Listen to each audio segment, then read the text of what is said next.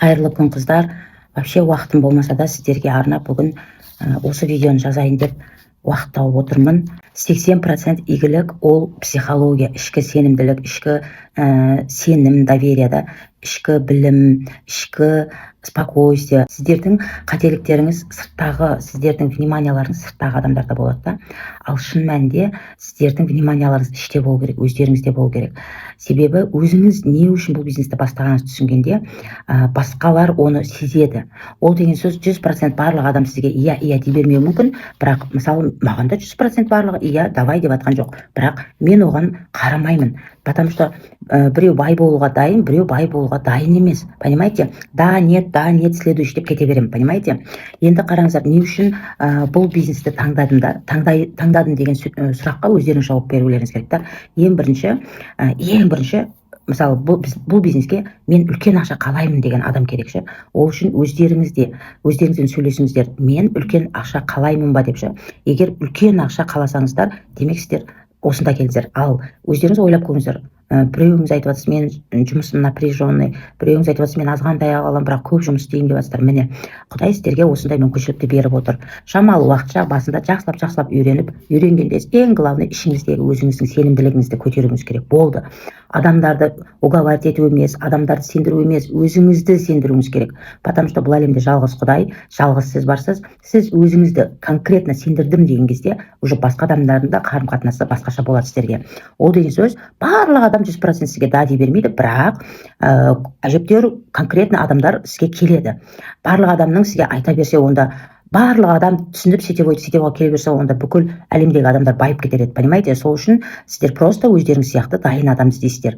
Да, нет деген сияқты. Қараңыздар, үлкен суммаға бастайтынбыз да бұрынғы бизнесте. Бұл жерде үлкен суммаға бастамайсың. Бұл почти любой адамға доступный бизнес, да, суммасы доступный. Екінші, товар только БАДы емес. Бұрынғы бизнесте только БАДы болатын. Даже қазіргі адамдардың істеп жатқан бизнесін көрсеңіздер де, бір компанияларда только БАДы, да, адамдарды емдеу, сондай жағында жүреді да. И дальше сатумен айналысады да көбісі. Мысалы, мен сатқым келмейді. Дальше тек қана БАДы болғанда уже өзі қиналып зорға жүрген адам денсаулығын БАДы ішу керек екен деп ойламайды, қыздар, түсінесіздер ме? Оларға дәл қазіргі қарызын құтылса, дәл қазіргі қажеттілігін жапса, дәл қазір адамдарға по-любому бірінші ақша керек, понимаете? И бұл жерде түсініңіздер да, сіздер бұл бизнесті жақсылап түсініңіздер. Бұл жерде как будто сіздің магазиніңіз бар да, компанияның магазині бар, иә? И сіз ол магазинде хозяйственный товар сатып жатсыз да. Күнделікті өмірімізге керек хозяйственный товар сатып жатырмыз. Енді 4-ақ күн болды ғой жұмыс істеп жатқаныма. Әлі дальше істеген кезде уже дальше көре бастаймыз да. Товарларды қаншалықты көп білеміз, соншалықты сеніміміз пайда болады да. Маған дәл қазіргі көрген товардың өзі де жеткілікті болып тұр да. Мысалы, мен наставникке жаздым да, мен негізі кроссовканы жақсы көремін да, кроссовка іздеп жүргенмін. Алам, ұнамай қалады, сестрама бере саламын. Алам, ұнамай қалады, келініме бере саламын. Алам, бірақ ұнамай қала береді да. И как раз біздің магазинге барғанда кроссовка көрдім да, демі маған ұнады, ұстап көрдім, еще качествосы вообще ұнады да. Наставникке жазатын да, наставник, мен мынандай кроссовка хочу, осы кроссовканы алсам бола ма дейді. Әрине дейді, вообще күшті. Мысалы 25 мың теңге тұрады екен, 50%-пен 12 500. То есть базардағы простойлар да сондай ғой, мысалшы. Ал бұл качественный, лечебный да. Құда қаласа уақытын тауып соны барып алуым керек. Дальше. Біздің товарларды кез келген отбасында пайдаланады. Кез келген отбасына зұлны паста керек, кез келген отбасына кір жуатын керек, ыдыс жуатын керек, шампунь керек, туалетный бумага керек, памперс керек, прокладка керек, носки да бар ғой, жерде аяқ киім да бар, енді менің сөзім жоқ. Дальше, бұл жерде еще самый главный білім аласыздар. Бұл жердегі білім өте терең. Басқаларды білмеймін, мен өз командамды кеше мысалға 3 сағат лекция оқып келдім командаға. Уже 223 мың алдым. Кеше мысалы мен вообще жұмыс істеуге уақытым болған жоқ. Таңертеңнен дайындалдым офисқа баруға, жуынып шайынып офисқа бардым. Где-то бір 15-20 шақты адамға лекция оқыдым. И 3 сағат шаршап келдім, энергиям болмай. Бірақ бұл басы болған екен, шаршайсың да. Олар дәл жақсы түсінбеген екен, шаршайсың түсіндіруге. Мен в основном даже кеше 3 сағат жұмыс істегенде психологический жағынан жұмыс істедім. Олардың не үшін қорқатынын, не үшін сенбейтінін, не үшін адамдарға айтуға қорқатынын, қорықпасаң қандай әрекет қылатынын, қорыққан үшін өзіңді ұстап тұрсың, ол қандай проблема, ол сенің травмаң, ол сенің программаң деп сондай психолог 80%, 85-90% мен психологиядан жұмыс істедім. Себебі адамның іші күшті болса, сырты күшті болады, понимаете? И міне 223 мың түсіп тұр. Қандай тамаша қыздар, 4-ші күн ғана. Бүгін қарасам 750 мың теңге ма, осы 4 күнде тауыппын. Бұл шикарна ақша. Бұл басы ғана ғой, еще бұл басы ғана. Дальше, бұл бизнесті бастағанда өздеріңіз конкретно іштеріңізде түсінулеріңіз керек та. Мысалы, қазір товар проблема емес, товар көп, магазин көп, каждый шақта магазин көп. Қазір проблема товарды жылжыту, товарды сату проблема да. Сол сияқты, бұл товарды грамотно сату схемасы да, былай қарағанда. Мысалы, сен ол товарды қаласаң да қаламасаң да көшедегі магазиннен аласың, бірақ сен сол көшедегі адамды байытасың, саған ешқандай пайда жоқ. Да, пайдасы бар, товарды ғана аласың. Ал біздің магазинде дәл сонда қажеттілігіңді аласың, бірақ сен одан еще ақша табасың. И еще оның качествосы күшті, понимаете? А бағасы көшедегіден арзан болмаса қымбат емес. Көп товарлар арзан даже көшедегі товарлардан.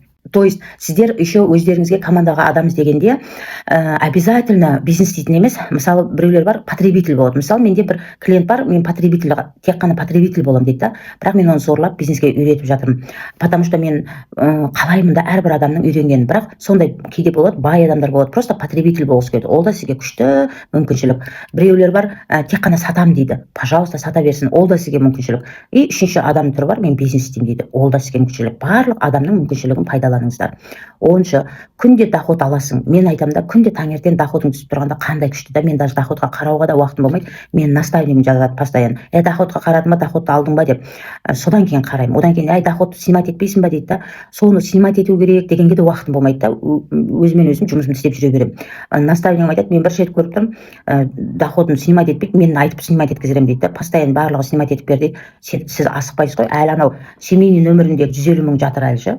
Оны мынаны өзім наставнигім айтып снимать етіп берейін ба деп снимать етіп берсе ғана алам, әйтпесе жүре беремін ше. Аллаға шүкір, ақшаға тоқтық деген сондай болу керек. Күнде доход алу деген это вообще шикарно, қыздар. Кәдімгідей мотивацияң көтеріледі, кәдімгідей үмітің артады, понимаете? Уже өмірім өзгереді деп, уже сенімділік келеді да. Дәл, если честно да, мен келе салып результат болмаса да, мен ешқандай мотивациям түспейтін еді. Мен понимаю всегда, что мен енді бастап отырмын, мен көп нәрсені түсінбеймін, нормально. И бірақ әрекетімді жасай беремін. Көп болса, 1-2 аптада результат көрінеді, күшті результаттар. Поэтому даже мен келе салып результат болмаса да, менің мотивациям ешқашан өзгермейтін еді. Мысалы, көшедегі магазиндерде дисконт карталар бар ғой, ода азғантай ғана скидка да, бірақ ол дисконт картадан сен да экономдайсың, бірақ сен ақша таппайсың, понимаете?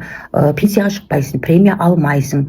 Бұл біздегі компанияның артында қаншама мүмкіншіліктер жатыр да. Бұл жердегі тағы маған ұнағаны, мен астындағы адамдардан ғана ақша таппаймын, еще менен ақша табады ғой. Понимаете, менің істеген тірлігімнен менің астындағы адам ақша табады. Сонысы қатты ұнайды да. И өте маңызды нәрсе, бұл жерде сіздердің наставниктеріңіз өте адал адам болу керек та. Мен наставниктерім өте адал да. Мені даже 50% наставниктерімнің адал болғаны ғана мені мотивация қанаттандырады да, мотивация береді. Егер наставниктеріңіз адал болса, это вообще шикарно. Енді мен де сіздермен қаласаңыздар жеке-жеке істеп жатырмын. Мен де сіздерден еңбегімді аямаймын, қыздар. Только сіздер навстречу идите, только сіздер өздеріңіз басында да түсініксіз болады, қиналасыздар, но жыламаған балаға емшек қайда дейді. Айгүл байына жеке жұмыс істейікші деп сұраныңыздар, өздеріңіз отыра берместен. Өздеріңіздің жеке психологтарыңызбын. Потому что кеше 3 сағат жұмыс істегенде мен еш нәрсе туралы айтқан жоқпын. Где-то 85-90% тек психология жағынан оларды күшті қылдым. Терең білімі жоқ, сондай бір қараңғы адамдар мынау нені айтып жатыр деп ойлауы мүмкін. Бірінші бизнесімде дәл сондай болған. Менің командамдағы адамдарға, менің жаңағы конкуренттерім айтар екен да, сендердің жолдарың болмады, Айгүлге түсіп қалдыңдар, Айгүл мұғалім ғой, Айгүл оқыта береді, маған түскенде мен саған ақша тауып үйретемін дейтін еді.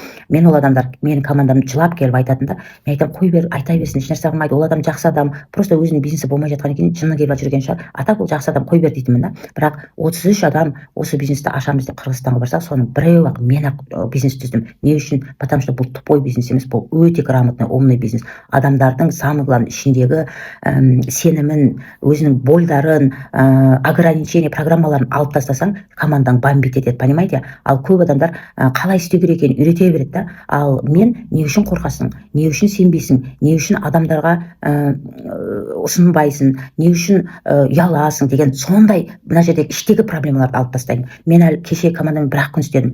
Ертең понедельник күні уже контракт түсеміз, уже понедельник күні командамен де жұмыс істеймін. Бара-бара менің көз алдыма елестете алмаймын да. Күніне 1 миллион теңге табам деп ойлаған едім, одан да көп табатыныма уже көзім жетіп отыр. Міне қараңыздар, мен қазір миллион теңге күніне таппаймын, уже миллион емес, күніне 2 миллион, 3 миллион табатыныма көзім жетіп отыр. Міне бизнесті ұзағынан көру деген осы, понимаете? Мысалы, мен күніне миллион теңге қалаймын дегенмен, қазір күніне миллион теңге таппай отырсам, мотивациям түсіп қалу керек та, сіздердің ойларыңызша. Нет, бір тиын түсе ма, ол жерге миллион да түседі, понимаете? Анаған түсті ма, значит маған да түседі. Даже бұрынғы бизнесте мен 2 жыл бизнесім көтермеген, бірақ мен всегда обучениеде жүретінмін ше. Сонда осында қарайтынмын да, бір үндемей сүмірейіп жүрген адамдарда болып жатса, мен уже қуанатынмын. Айбай, сол адамда болып жатса, значит менде точно болады деп ше. Сіздерде болмай жатқан, это не значит, что болмайды деген сөз, понимаете, қыздар? Және өздеріңіз адамдарға мотивация бергенде айтыңыздар, біздің наставнигіміз ең мықты психолог деп. Мен кәдімгі сіздердің уже бесплатно психологтарыңызбын қалай қарап тұрғанда. Бұл жердегі тағы бір ұнағаны, сіздер бір кіргіздіңіздер адамды, болды, одан кейінгі товар өзі магазинге барып, өзі сатып алады. Сіз араласпайсыз, бланк толтырып жүрмейсіз, санамайсыз, товарын тасымайсыз. Мен товарды тасып жүргендерді білемін. Жаңағы бланкыны толтырып жүрген адамдар, мен ондай ауыр жұмысқа істегім келмейді, понимаете? Сіздердің жазған адамдар, мысалы, маған кроссовка керек па, ертең магазинге барамын да өзім алам кете беремін. А наставниктерім мен үшін ешнәрсе істеп жатқан жоқ. Сол сияқты менің де командам ертең бір нәрсе керек па, магазин барады да, алады да, не істейді, өздері сатып ала береді, мен ақша ала беремін, өзі де ақша ала береді.